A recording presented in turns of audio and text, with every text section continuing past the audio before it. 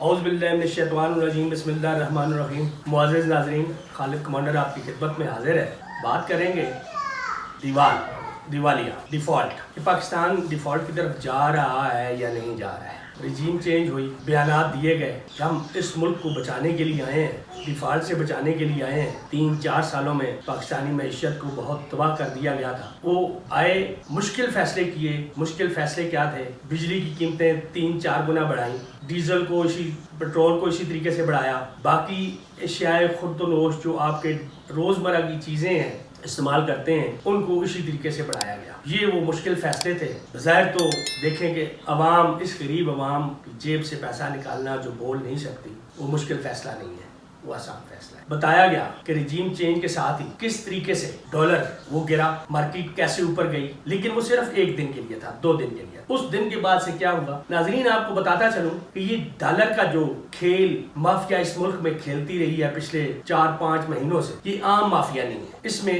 سب نے اپنا اپنا حصہ وصول کیا ہے۔ اب باقیوں کی تو بات چھوڑ ہی دیں، جو ایکسچینج کمپنیز ہیں، منی چینجرز ہیں یا خریدار ہیں، بیچنے والے ہیں، ان کی بات چھوڑ دیں۔ آپ کے جو بینکس ہیں، آپ کے جو قومی بینکس ہیں، آپ کے جو یہاں انٹرنیشنل بینکس کام کر رہے ہیں، حتیٰ کہ آپ کا وہ سرکاری بینک نیشنل بینک جو حکومت کا اپنا ہے، ان بینکوں نے ان 4-5 مہینوں میں صرف ڈالر کی خرید و فروخت میں 27 ارب روپے کمائے ہیں۔ صرف 27 ارب، یہ کوئی چھوٹی اماؤنٹ نہیں ہے۔ اب بتائیں، اتنی لاقانونیت تھی، ان کو کنٹرول کرنے والا کوئی نہیں تھا۔ کنٹرول کیوں کرتے ہیں؟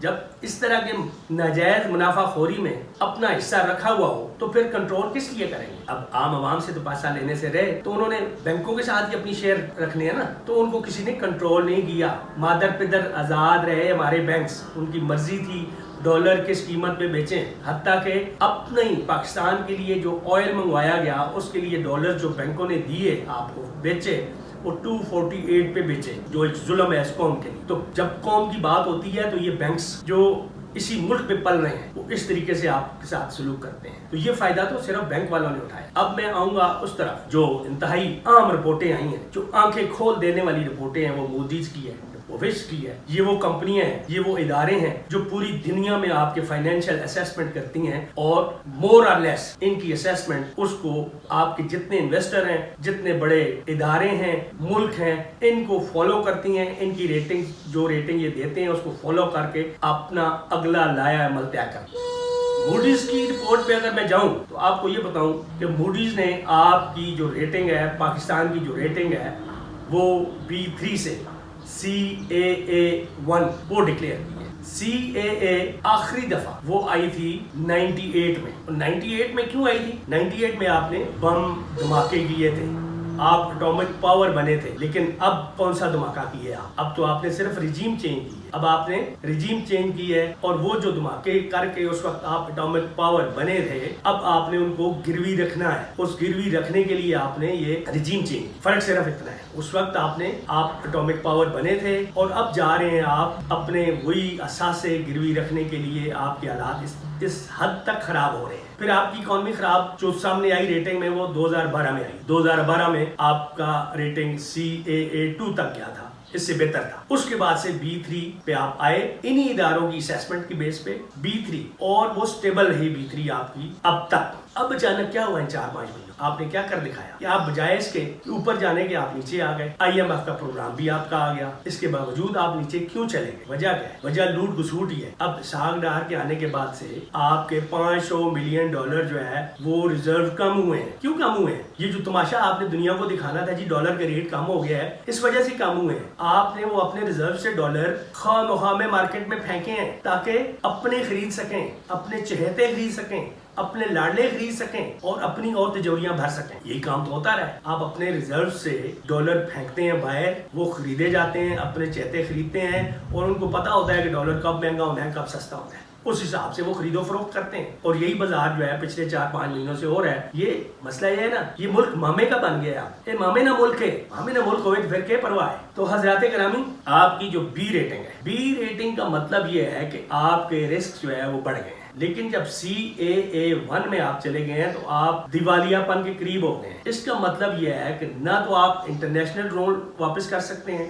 نہ آپ لوکل جو لونز ہیں وہ واپس کر سکتے ہیں, نہ آپ کے بانڈ جو ہے وہ مارکیٹ میں سیل ہوں گے. اگر سیل ہوں گے تو بالکل مٹی کے بھاؤ سیل ہوں. اس کا کیا فائدہ ہے؟ اس کا کوئی فائدہ نہیں ہے نا. اور وہ لیں گے بھی تو یہی وہ مافیا کے لوگ لیں گے, اور جب کبھی وقت اگر اچھا آئے گا تو وہ بیچیں گے, ادروائز تو کوئی نہیں لے گا. اب مٹی کے بہت وہ لے لیں گے, ان کو فرق نہیں پڑتا, ان کے پاس بڑی لوٹی ہوئی بڑی بہت دولت ہے, ان کو فرق نہیں پڑتا ان چیزوں سے, اور یہی وہ کام کرتے ہیں. تو جب مجھے یہ بتائیں کہ جب آپ اس قابل نہیں ہیں کہ آپ اپنا انٹرنیشنل قرضہ اتار سکیں, جب آپ اپنا لوکل جو قرضہ ہے لوکل بینکوں سے آپ نے لیا ہوا ہے لونز کو, کہ بینکوں کو آپ نواز بھی رہے ہیں 27 ارب جیسے میں نے آپ کو بتایا کہ آپ نے بینکوں کو دیا ہے, اس میں آپ کی اپنی شیئرنگ دی ہے, تو آپ لوکل بینکوں کو یا IPPs ہیں یا باقی آپ کے دوسرے جو ادارے ہیں جو آپ جن سے آپ نے لون اٹھایا ہوا ہے, تو ان کو لون اپنا لوکل بھی آپ پاکستانی کرنسی بھی واپس کرنے کے قابل نہیں ہے. یہ وہ ریٹنگ کی بات کر رہا ہوں میں, اپنی بات نہیں کر رہا. جب آپ کے بانڈز نہیں بک سکیں گے تو آپ کو باہر سے انویسٹمنٹ کون دے گا؟ IMF سے جو آپ کو پیکج ملا تھا وہ تو آپ کھا اڑا گئے. وہ تو ڈار صاحب نے 500 ملین 2 ہفتوں میں اڑا دیا ہے, 10 دنوں میں اڑا دیا ہے. کتنا تھا ٹوٹل؟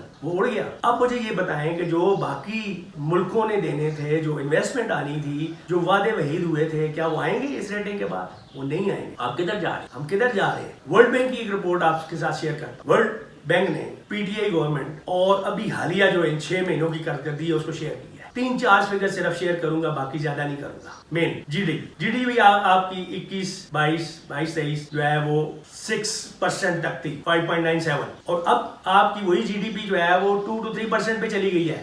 بہت نیچے گر گئے ہیں آپ, آدھے سے زیادہ نیچے گر گئے ہیں. ایگریکلچر کو دیکھیں آپ, ورلڈ بینک کی رپورٹ بتا رہا ہوں آپ کو. ایگریکلچرل گروتھ جو ہے وہ آپ کی تھی تقریباً 6-7%, سوری وہ تھی آپ کی 3-4%. میجر آپ کی 3-4 کراپس بہت اچھی ہوئی تھی, تو 3-4% تھی. اب آپ کو سیلاب کا سامنا بھی ہے. آپ کی وہ زمین جو اب پانی میں ابھی تک گری ہوئی ہے, جو جھیل کا منظر پیش کر رہی ہے, جو ایک سمندر بن گیا ہوا ہے, وہ آپ کی کاشت کے قابل اتنی جلدی نہیں ہوگی جب تک پانی نہیں نکلے گا. پھر وہ خشک نہیں ہوگی, اس میں حل نہیں چلائے جائیں گے, اور دوبارہ اس کو بنایا نہیں جائے گا, ہموار نہیں کیا جائے گا. اب تو پانی نکلے گا تو آپ کو زمین کا پتہ لگے گا کہ زمین کے ساتھ کیا ہو گیا. تو وہ سندھ کا وہ علاقہ, بلوچستان کا وہ علاقہ, اور ساؤتھ پنجاب کا وہ علاقہ جہاں سے پانی ابھی تک نہیں نکل پائے, پانی نکلنے کے بعد آپ کو پتہ چلے گا. اس میں 6 مہینے لگتے ہیں, 4 مہینے لگتے ہیں. تو یہ آپ کا یہ سال گیا, اور وہاں پہ جو لگی فصلیں تھیں وہ تباہ ہو گئی. تو ورلڈ بینک کے حساب سے ابھی آپ کا جو ایگریکلچرل ڈیولپمنٹ ہے وہ مائنس میں ہے. آپ مائنس میں چلے گئے. ادھر سے آپ نے چیزیں اتنی مہنگی کر دی ہوئی ہیں.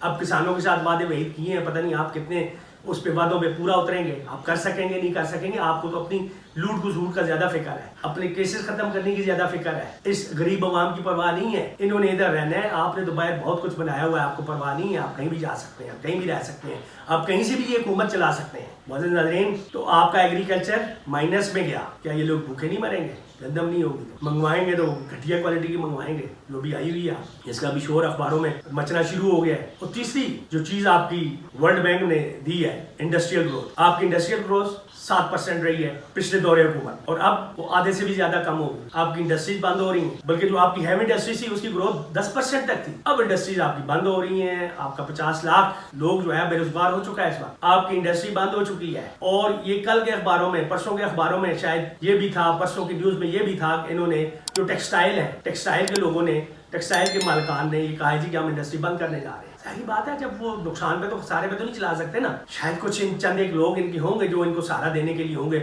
جنہوں نے بعد میں فائدے اٹھانے ہیں, وہ شاید کوشش کر لیں گے. لیکن بزنس مین اس وقت وہ بہت سیانا ہے, وہ پیچھے ہٹ جائے گا, وہ نہیں کرے گا. نقصان والی بات بزنس مین نہیں کرے گا. تو معزز حاضرین, یہ ہے وہ صورتحال جس میں یہ کہا گیا تھا کہ جی آپ کا ڈالر بڑھ گیا ہے, روپے کی قدر بڑھ گئی ہے, مارکیٹ بڑھ گئی ہے. تو یہ تھوڑا سا ڈالر کو کم کر کے ابھی آپ نے کیا کر لی ہے؟ آپ نے بجلی کے ریٹ کم کر دی ہیں, آپ نے گیس کے ریٹ کم کیے ہیں, ڈیزل پیٹرول کتنا کم کیا ہے. اگر آپ انٹرنیشنل مارکیٹ میں دیکھیں کہ پچھلے 6 مہینوں میں کتنی قیمتیں کم ہوئی ہیں, جو کہ آپ دوبارہ بڑھنا شروع ہو گئی ہیں, تو اس کے مقابلے میں اتنے جو ڈالر کم ہوئے ہیں, آپ نے اس کی آدھے روپے بھی نہیں کم کیے. اگر میں بات کروں ڈالرز میں, تو ڈالر جو ہے وہ تقریباً 40 اور 50 کے درمیان ڈالر پر بیرل جو ہے وہ کم ہوا ہے. آپ نے 10-12 روپے کم کیے ہیں. بتائیں یہ کیا آپ نے عوام کو دیا ہے؟ آپ نے کچھ بھی نہیں دیا. بڑا سوچ سمجھ کے چلنے کی ضرورت ہے. اگر ملک کے ساتھ ایسے ہی کھلواڑ ہوتے رہے تو میں نہیں سمجھتا کہ کسی بہتری کی ہم توقع کریں. اس کے ساتھ ہی اجازت چاہوں گا. اللہ حافظ. پاکستان زندہ باد.